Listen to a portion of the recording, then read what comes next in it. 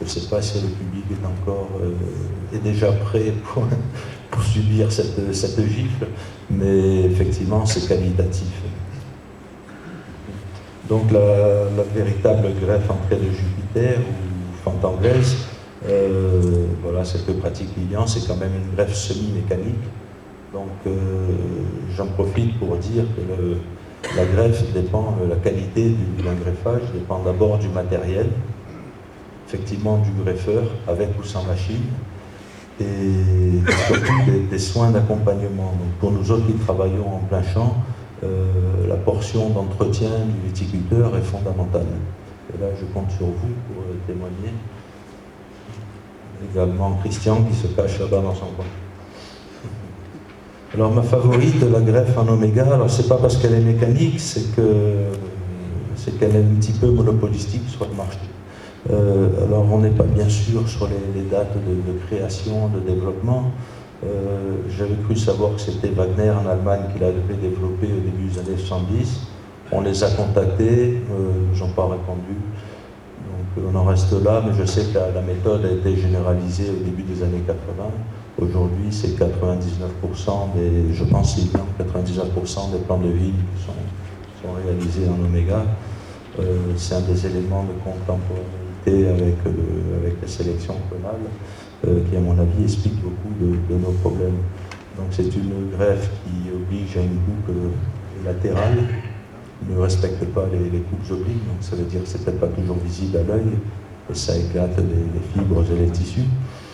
Et elle oblige, pour bien faire, on peut très bien faire, mais elle oblige à avoir des greffons à la fois de même diamètre, greffons et sujets, et surtout de même conformation, ce qui est pratiquement impossible. Ça veut dire qu'on a toujours un petit décalage, justement, du cambium qui se trouve décalé, et mis dans des conditions favorables de chaleur, d'humidité, en pépinière, ces greffes développent des bourrelets regrettables, ce dont je parlais tout à l'heure, et en plus on va y revenir. Voilà. Alors rapidement, 2 mots sur les méthodes de greffage très contemporaines. La fameuse greffe en mortaise, la machine Celestina de Rochedo, et celle des Binger, présente depuis quelques mois. Elles ont un gros avantage, c'est qu'elles montrent bien que la pépinière conventionnelle est en train de se poser des questions sur la qualité des greffages, et qu'ils remettent en cause également eux-mêmes les greffes traditionnelles en oméga. Ça veut dire qu'il y a quand même un mouvement de recul. C'est inspiré de la marqueterie, de la menuiserie, donc ça a l'air joli. Effectivement, on multiplie les zones de contact et puis on découpe les 2 éléments. Par contre, on a, comme souvent sur les brochures promotionnelles, on a des greffons, des sujets exactement identiques. Souvent, ils viennent du même sarment. En pratique, c'est absolument impossible. Donc on se retrouve avec au lieu d'avoir davantage de zones de contact, on a plutôt des zones de décontact. Alors on leur laisse le mérite de l'incertitude, on va voir comment elles se comporteront dans quelques années, mais à mon avis, ça ne peut pas être qualitatif, mais c'est un point de vue tout à fait subjectif. La greffe de Binger, avec ce même défaut, a quand même une qualité, c'est qu'elle donne des pointes, des coupes obliques qui, elles, respectent le tissu. Et on sait que la prolifération locale est meilleure à l'extrémité des biseaux. Voilà. Mais il faudra encore beaucoup trier et calibrer le greffon et le sujet.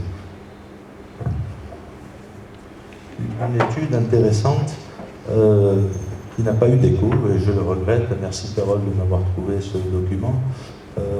Ça a été publié par l'OIV, c'est un cabinet officiel,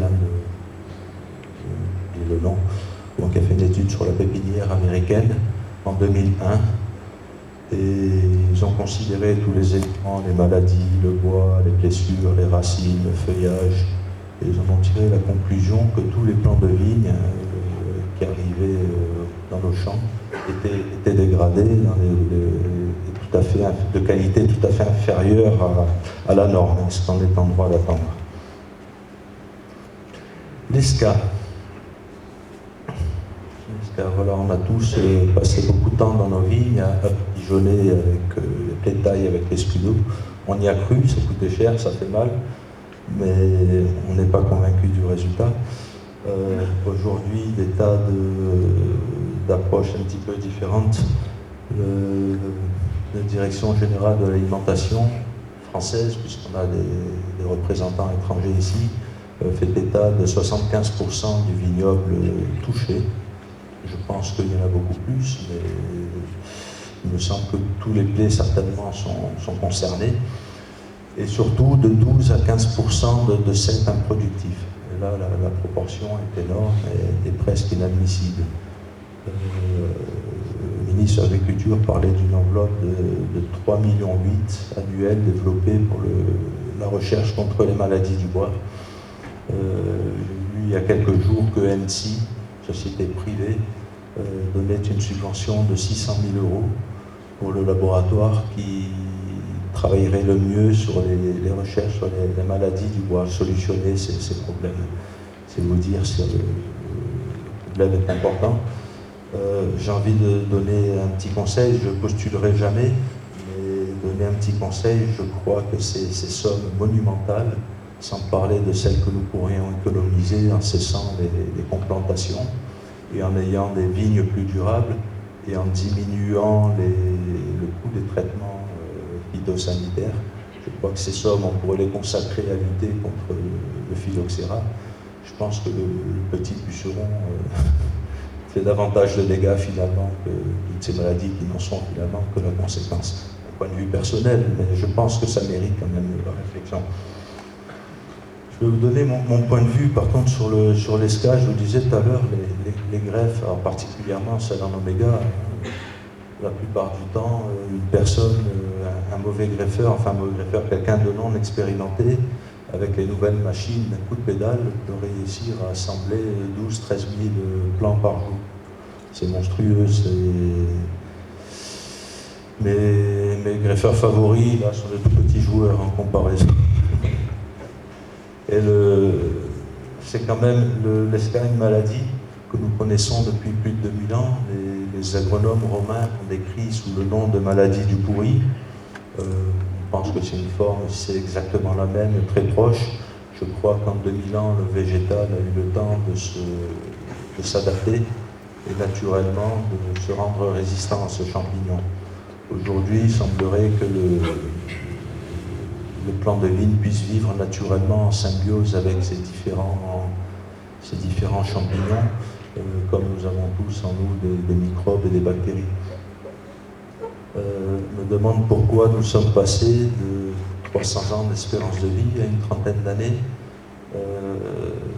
Seule la mécanisation de la greffe peut expliquer cette évolution. Alors, je ne jette pas la pierre à la pépinière, je pense qu'ils sont sur un petit peu, mais pas complètement, ils sont dans un marché concurrentiel. Le vigneron, en exigeant le prix le plus bas, oblige le système à donner des plants à bas coût. Ce qui est à bas coût, c'est de faible qualité, et ce qui est de faible qualité, c'est ce que nous retrouvons dans vos vignes. Nous sommes tous un petit peu responsables, et c'est un petit peu l'idée du message qu'on voudrait faire passer aujourd'hui. C'est qu'un plan de qualité, c'est un plan soigné qui exige des étapes manuelles, et voilà, c'est un certain coût. Par contre, on ne vous vend pas exclusivement notre travail. D'ailleurs, j'espère qu'on ne sera pas en mesure de satisfaire toute la demande demain, ni moi en greffage, ni Lilian en raciné, mais on voudrait vous parler de ces méthodes qui ont fait leur preuve et vont continuer de le faire. Non, le postulat de base, un plan de vie, voilà, des jeunes greffés sous des sacrifiés en plein champ. Je me sers chez les clients mauvais payeurs, c'est plus en dehors. Et on les tronçonne pour regarder ce qui se passe à l'intérieur. Je disais, une greffe en oméga, le cambium est parfois en contact empirique, jamais à l'intérieur. Donc on a dès le départ de l'existence du végétal des zones de nécrose importantes. Souvent, faites le test chez vous, coupez un plant, vous allez voir, on est souvent entre un tiers et la moitié du bois mort. L'ESCA, c'est un champignon phytophage qui se développe dans du bois mort exclusivement, on n'attaque pas les parties vertes. Donc quand le plant se développe avec le temps et les années, il reste proportionnellement aussi important dans le végétal. Alors, vous voyez une plante de cadre qui garde déjà sa nécrose, on ne voit pas encore l'esca. Quelques années plus tard, les blessures de taille, de mauvaise taille, ont rejoint ce que j'appelle le péché originel, la greffe de pépinière. Et on voit que le champignon se développe à partir de là. Il est évident qu'il va rejoindre les mêmes autres zones nécrotiques du sommet de la souche. C'est bien entendu, c'est pas la même souche, hein. Je n'ai pas étudié sur 30 ans, mais c'est vraiment des cèpes sélectionnés au hasard, qui n'ont pas été triés pour leur vertu particulièrement dégradée.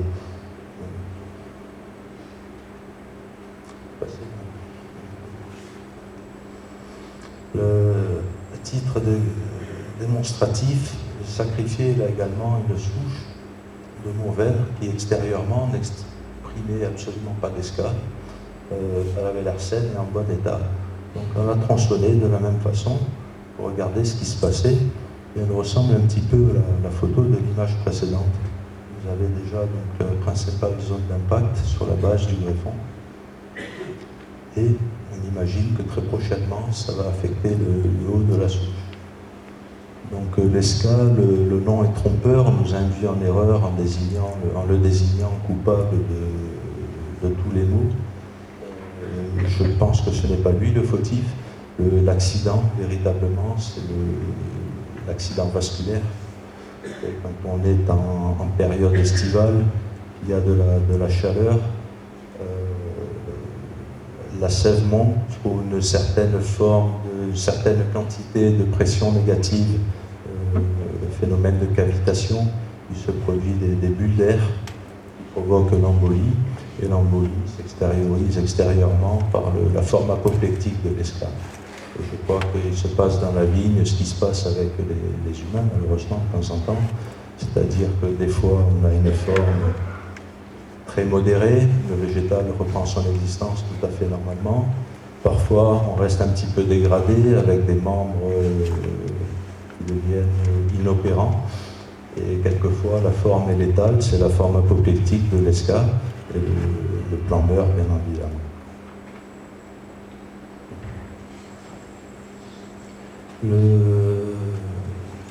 Je reviens au greffe enfant, je vous disais tout à l'heure, c'est une excellente greffe quand on est sur des diamètres identiques. Par contre, voilà, quand on intervient sur des diamètres un peu plus âgés, quand bien même on met 2 greffons par souche, on a de fois une petite zone de contact périphérique. Donc on se retrouve quand même avec du bois mort à l'intérieur. Donc voilà une greffe enfante sur porte-greffe de 15 ou 20 ans. On voit bien qu'il y a quand même déjà du bois mort, mais c'est un plan qui est tout à fait viable sur des courants de sève. Mais c'est vrai que le végétal a perdu une moitié de son potentiel de vascularisation. Photo suivante, je vous montre des chip-buds tels que nous les pratiquons. 2 cas de figure. Celle-ci, une jeune ville de 3 ans. Un petit défaut, je l'ai mis volontairement, nous avons mal géré, enfin pas nous, le vigneron, mal géré le chicot du porte-greffe. Il aurait dû être préservé un peu plus long. On enseigne 3 fois le diamètre du tronc avant de le raccourcir au ras de la greffe. Mais on voit que c'est quand même un plan qui a peu de bois mort à l'intérieur, surtout pas là sur le point de greffage, là on est que sur la moelle. Et voilà une modalité de 20 ans, greffée en place directement sur porte-greffe. Il est évident que l'esca ne peut pas se développer, donc ce vignoble n'a pas une souche d'esca, absolument pas. Ça, c'était la théorie. Je ne suis pas très fort sur la théorie. Je vais parler maintenant, je suis davantage dans mon élément, la pratique. Greffage en place, Mourvèdre directement sur porte-greffe. C'est au Château Prado. Des greffages de 1997. J'ai fait une erreur dans mes fiches, c'est pas grave, je connais par cœur. Nous avons recensé la parcelle l'été dernier. Taux d'expression de l'esca 0,51% pour un cépage très sensible de cet âge. Comme je suis d'un tempérament un petit peu espiègle, je me suis amusé à chercher une parcelle comparative à proximité. J'ai pris les gens de Bandol de m'excuser. Je suis allé chercher le fameux rond-point du Mourvèdre, qui est l'emblème de l'appellation, la sortie d'autoroute entre le Castellet et la Cadière d'Azur. Voilà une vigne de 230 pieds de Mourvèdre, greffée sous baie. 12 ou 15 ans, je n'ai pas eu le courage de m'informer auprès de la mairie, mais je suis sûr que c'est de l'oméga. J'ai regardé une vieille souche. Taux de mortalité 12%, taux d'expression de l'escale 22%. Nombre de cèpes improductifs sur une parcelle de 12 à 15 ans, 34%. Je vous laisse apprécier la comparaison. Malheureusement, ce constat n'est pas nouveau. Je l'ai écrit pour la première fois en 2008. Ça ne m'a rien rapporté, sauf des insultes des savants, les représentants des établissements officiels de recherche. Bon, pas vraiment des insultes, mais des critiques. Donc nous avons voulu nous faire aider de façon un peu plus officielle, à demander à la Bordeaux Sciences Agro, professeur de viticulture, ami Jean-Philippe Roby, de nous aider à développer, à démontrer ce que nous savions déjà, ce que nous avons pressenti. Donc nous avons utilisé des stagiaires pour faire des recensements pendant 2 années. Et nous avons regardé différentes modalités d'implantation de la vigne, différentes techniques de greffage par rapport à leur taux d'expression de l'ESCA. Donc je ne vais pas divulguer les résultats de cette étude parce que c'est un peu comme pour les brevets. Pour que ça ait une véritable reconnaissance scientifique officielle, il faut absolument qu'il n'y ait aucune parution préalable. Donc je ne vais pas vous donner les résultats, je vais les laisser écrire les premiers, d'autant plus qu'eux sont les vrais scientifiques. Par contre, on a rajouté à ces études nos propres expérimentations. Nous avons maintenant des greffages qui ont plus de 30 ans. Donc nous savons de quoi parler, nous avons beaucoup de matériel. Rémi, si tu t'endors, je vais être obligé d'accélérer mon intervention. En plus, c'est la partie intéressante, c'est là que je voulais vous bluffer, donc voilà, on se réveille un verre d'eau et on repart. Toutes modalités confondues, je veux dire les principaux cépages dépérissants que nous avons étudiés, par rapport à l'ESCA, pardon, le Sauvignon, Cabernet Sauvignon, Cinsault, Mourvèdre. Le moyen d'expression de l'ESCA, 8,80%, avec des disparités énormes. D'un autre côté, une greffe manuelle, greffe en chip bud que nous pratiquons, en T-bud, les greffes en fente traditionnelle, quelques-unes fentes anglaises. Le moyen d'expression de l'ESCA, 0,64%. Et il n'y a pas un contre-exemple dans tous nos recensements, pas un seul. C'est-à-dire que l'ESCA est tout à fait confidentiel sur des greffes manuelles.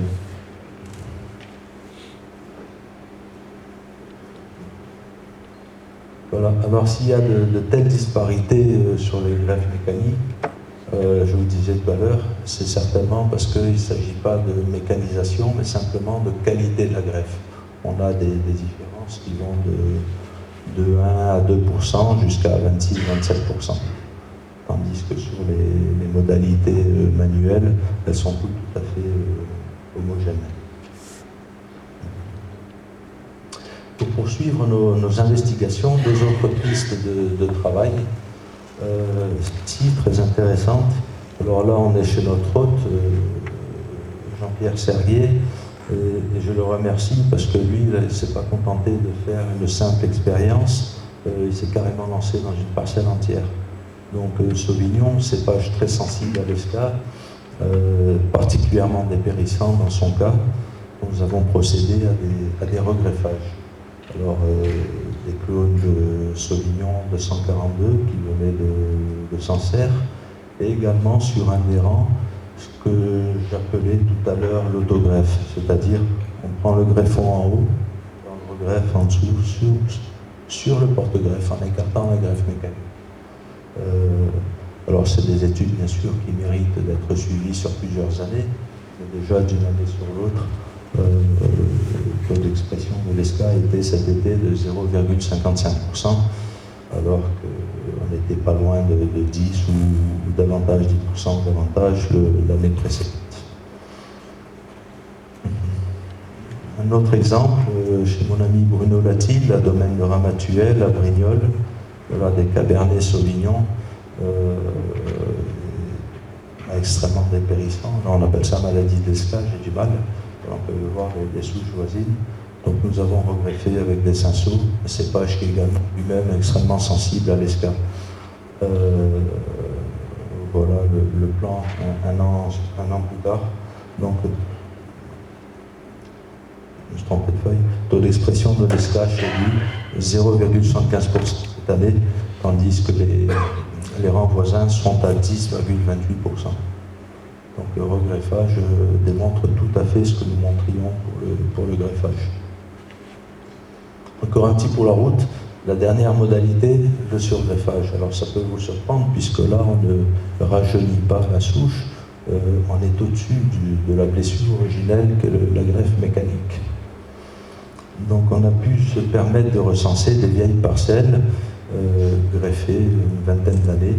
Alors ici, Château Carbonieux, à Pessac-Léognan, des Sauvignons,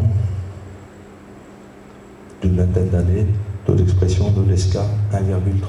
Ça veut dire que même dans des surgreffages, il n'y a pas de développement de l'Esca. Et je pense que c'est simplement parce qu'il n'y a pas de nécrose, il n'y a pas de blessure dans le bois où le champignon puisse se développer.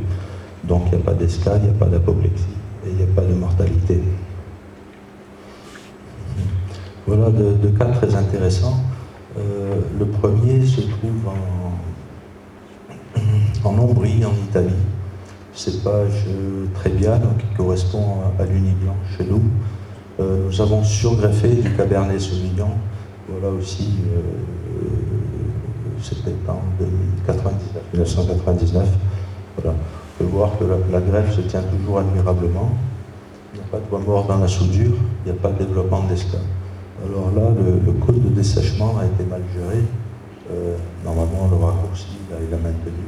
On voit qu'il y a une possibilité de développement de l'amadou dans le bois mort. Par contre, il ne pourra pas attaquer les parties vertes. Et le végétal reste viable. Autre cas de figure, Cabernet Sauvignon de 17 ans en Provence, à Pugéville, greffé sur un carignan. Donc le Cabernet Sauvignon, très sensible à l'esca, n'a bien sûr pas de blessure, donc pas de développement du champignon. Par contre, on est sur le carignan et on voit bien qu'il développe beaucoup de zones nécrotiques. La greffe mécanique malheureuse. Par contre, ce n'est pas un cépage sensible à l'esca, donc il n'y a pas de possibilité de développement et d'apoplexie. Vous saisissez la nuance entre les deux cas de figure, c'est-à-dire que quand on greffe sur un plan qui est déjà sensible à l'esca, le surgreffage ne solutionne absolument rien. Par contre, si on est sur un plan qui n'est pas sensible, eh bien, il se maintient tout à fait normalement.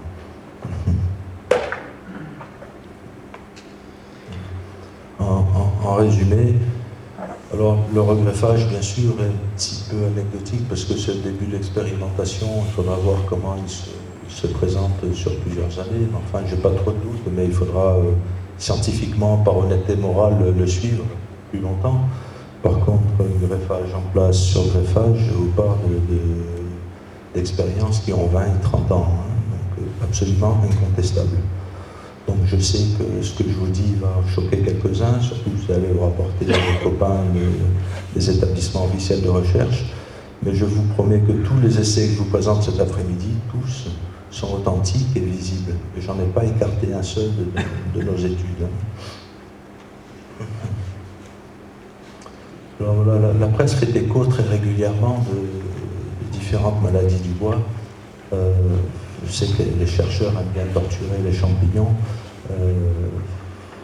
Bon, je pense que le problème est un petit peu le même. Ce n'est pas le champignon qui tue le végétal. Il se développe simplement dans des plants qui sont affaiblis. Et en l'occurrence, je pense que des plants issus de sélection clonale fragiles et malheureusement mal soudés favorise le développement de toutes ces maladies.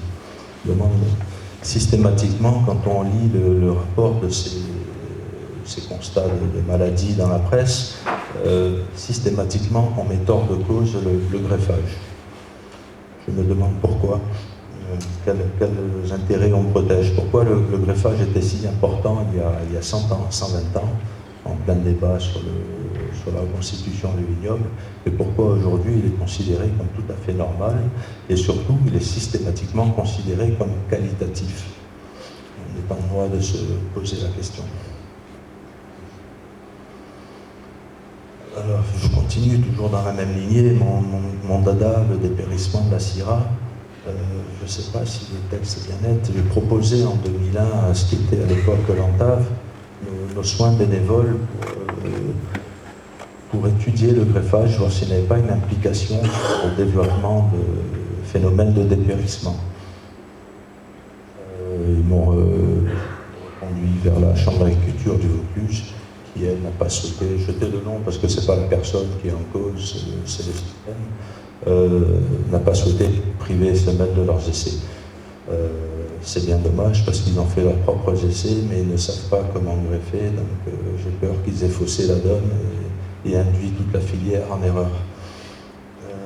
Phénomène de dépérissement, encore une fois, c'est comme souvent une expression nominale, c'est-à-dire qu'elle n'a de valeur que son nom, elle ne signifie absolument rien, elle signifie simplement qu'on n'a pas compris d'où venait le problème.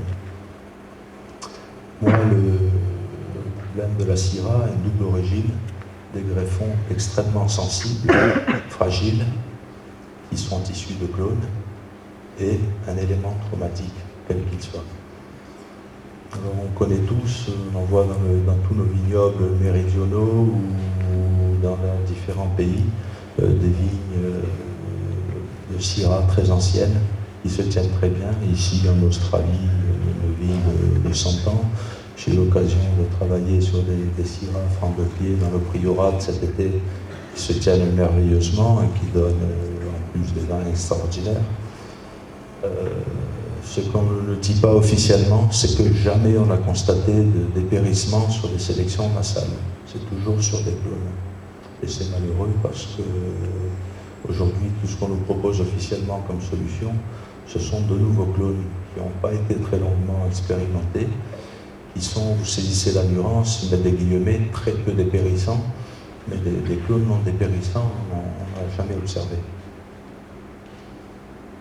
Voilà. Je vous disais ensuite la sélection, essentiellement sanitaire, mais surtout aussi on cherche certains critères visuels, organoleptiques, la taille des baies, la forme des grappes, le degré d'alcool, la précocité. Par contre, quand on cherche un élément en faisant la sélection, on laisse aussi en bord de route certains caractères. Je crois que l'explication est peut-être toute bête, hein, elle est purement physiologique. On a sélectionné des végétaux qui ont des diamètres de vaisseaux, de tissus, de cellules qui s'assortissent mal et qui finissent par une espèce d'incompatibilité différée. C'est-à-dire qu'il y a des blessures, des nécroses périphériques, absolument pas à l'intérieur dans le bois, toujours sur l'extérieur.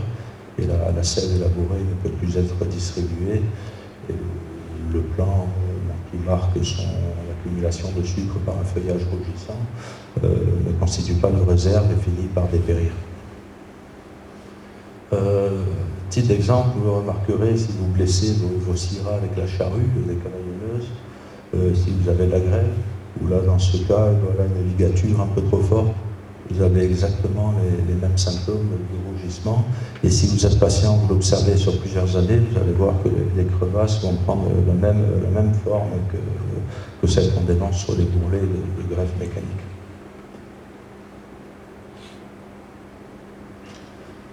Le problème, c'est que les établissements, je ne vais pas donner de nom, mais les établissements officiellement en charge de la recherche sur ces questions de dépérissement, après avoir refusé nos offres, ont décidé de faire eux-mêmes leur propre greffage. Par contre, ils ne maîtrisent pas les greffes à l'œil. Donc ils se sont donné des greffes en fente traditionnelles, mais sur des vieilles souches qui avaient exprimé les symptômes. Donc le défaut dont je vous parlais tout à l'heure de greffe en biseau à 2 yeux en périphérie.